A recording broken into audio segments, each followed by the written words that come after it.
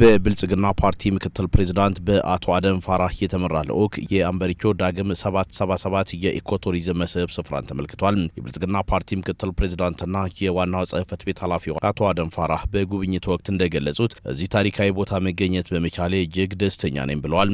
የብልጽግና ፓርቲ ብዝሃ ዘርፍ የኢኮኖሚ አቅጣጫን ተግባራዊ ማድረግ ከጀመረ ወዲህ የቱሪዝም ዘርፍ በከፍተኛ ደረጃ እየተነቃቃ ስለመምጣቱ አስረድተዋል። አሁን የምንገኘው አምበሪቾ 777ን ጨርሰን ዳግም 777 ላይ ነው። እንደሚታወቀው ከዚህ ቀደም ክቡር የፓርቲያችን ፕሬዝዳንት ክቡር ጠቅላይ ሚኒስትር ዶክተር አብይ አህመድ አምበሪቾ 777ን ጉብኝተው ነበረ። ከጉብኝቱ በኋላ ተጨማሪ ስራ እንዲሰራ ባስቀመጡት አቅጣጫ መሰረት ዳግም 777 ተሰርተዋል። አሁን የምንገኝበት ቦታ ክቡር ጠቅላይ ሚኒስትር በአካባቢው የሀገር ሽማግሌ ከልብ በመነጨ አኳኋን የተመረቁበት ቦታ ነው። እጅግ ታሪካዊ ቦታ ላይ ነው የምንገኘው። የብልጽግና ፓርቲ የብዝሃ ዘርፍ የኢኮኖሚን አቅጣጫ ተግባራዊ ማድረግ ከጀመረበት ጊዜ ጀምሮ በሀገራችን የቱሪዝም ዘርፉ በከፍተኛ ደረጃ ተነቃቅቷል። የአምበሪቾ 777 እና ዳግም 777ም የዛው አካል ነው። እዚህ ታሪካዊ ቦታ መገኘት በመቻሌ አምበሪቾ 777ን ማየት እና እስከዚህ ድረስ መጓዝ በመቻሌ እጅግ በጣም ደስ ብሎኛል። የፌዴሪ ጠቅላይ ሚኒስትር ዶክተር አብይ አህመድ ተጨማሪ ደረጃዎች እንዲገነቡና የመሰረተ ልማት ዝርጋታዎች እንዲስፋፉ አቅጣጫ ካስቀመጡና የአምበሪቾ ዳግም 777 የኢኮቱሪዝም መስህብን ካስተዋወቁ ወዲህ በርካታ የሀገር ውስጥና የውጭ ጎብኚዎች እየመጡ እንደሚገኙም ገልጸዋል። ክቡር ጠቅላይ ሚኒስትር እዚህ ቦታ መጥተው ጎብኝተው መልእክት ለመላው የዓለም ማህበረሰብ ካስተላለፉበት ጊዜ ጀምሮ በርካታ ጎብኚዎች እዚህ እየመጡ እየጎበኙ እንደሆነ አይተናል። የአካባቢውን የኢኮኖሚ እንቅስቃሴ ከማነቃቃት አኳያም ትልቅ አስተዋጽኦ እያበረከተ ይገኛል። ኢትዮጵያ በቱሪዝም ዘርፍ መቃቀም አላት ያሉት አቶ አደም በየአካባቢው አይናችንን ገልጠን ማየት ጀምረናል። በርካታ አካባቢዎችም የሚገኙት የቱሪዝም ሀብቶችን በማልማት የቱሪዝም መዳረሻ ለማድረግ በርካታ ስራዎች እንደ ሀገር እየተሰሩ ናቸውም ብሏል። በቱሪዝም ዘርፍ ሀገራችን ትልቅ እምቅ አቅም አላት። በየአካባቢው አይናችንን ገልጠን ማየት ጀምረናል። የቱሪስት መስህቦችን መለየት ጀምረናል። እነዛን የቱሪስት መስህቦች የቱሪዝም መዳረሻዎች ለማድረግ ሰፊ ስራ እየተሰራ ይገኛል። እጅግ በጣም የሚያበረታታ ውጤት ነው ያለው። በቀጣይም ይህንን ጥረታችንን አጠናክረን የምንቀጥል ይሆናል። እጅግ በጣም ደስተኛ ነኝ። አመሰግናለሁ። በአምበሪቾ ተራራ ላይ የተሰራው ጸጋዎችን የማልማት ስራ የሚበረታታ ውጤት ማምጣቱን የገለጹት የፓርቲው ከፍተኛ አመራሮች መሰል ስራዎችን አጠናክሮ ማስቀጠል ይገባልም ብለዋል።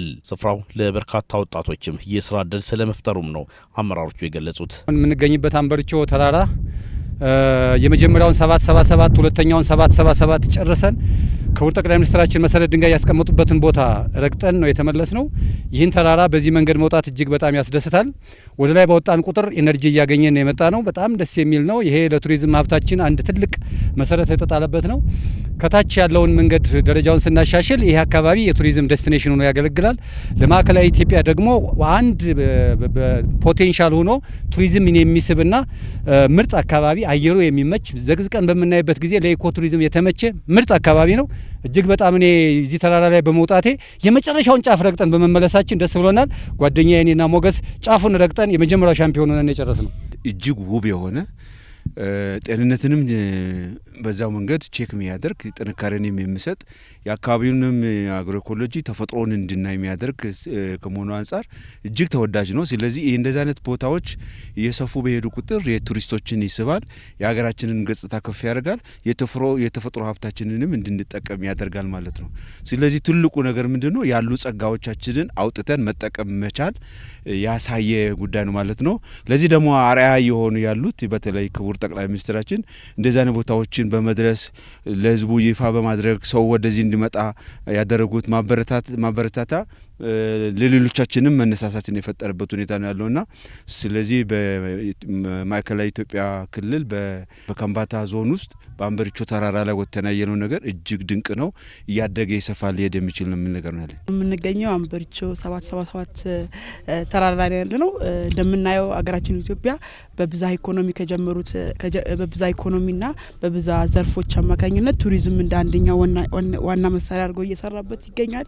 እናም ይህም በየአካባቢው በየወረዳው በየዞኑ እንዲህ አይነት ነገሮች መሰራታቸው በጣም ትልቅ አስተዋጽኦ አለው። እንዲሁም ከወጣቶች ስራ እድል ፈጠራ አንጻር እጅግ በጣም ብዙ የስራ እድል ፈጠራ ይፈጥራል። ምክንያቱም ይሄ ደረጃ ሲሰራ በርካታ የሰው ኃይል አለው፣ በርካታ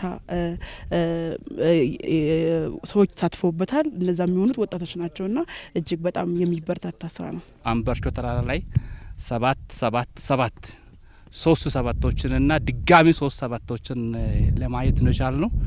ይሄ ከለውጥ ወዲህ በሀገር ደረጃም እንደዚሁም በዚህ በከምባታ ዞንም የብዝሃ ዘርፍ ለውጥ ለማምጣት ጥረት እየተደረገ ነው ያለው። ሰፋፊ መዳረሻዎች ከብዝሃ ዘርፎች ውስጥ አንደኛው የቱሪዝም ዘርፎች እነዚህ ቀድሞ የነበሩ ግን ደግሞ ሳይለሙ የቆዩትን አባቶቻችን እዚህ እየወጡም ብዙ ኩነቶችን እየፈጸሙ የነበሩ ግን ደግሞ ለቱሪዝም መዳረሻ ጭምር እንዲውል ተደርጎ በዚህ መንገድ ነው የተሰራው። ይሄ 777ና ቀጥሎ ያለውንም ጭምር በዚህ መንገድ ወጥቼ ተራራ ላይ በዚህ መንገድ በማየቴ በጣም ደስታ ነው የተሰማኝ።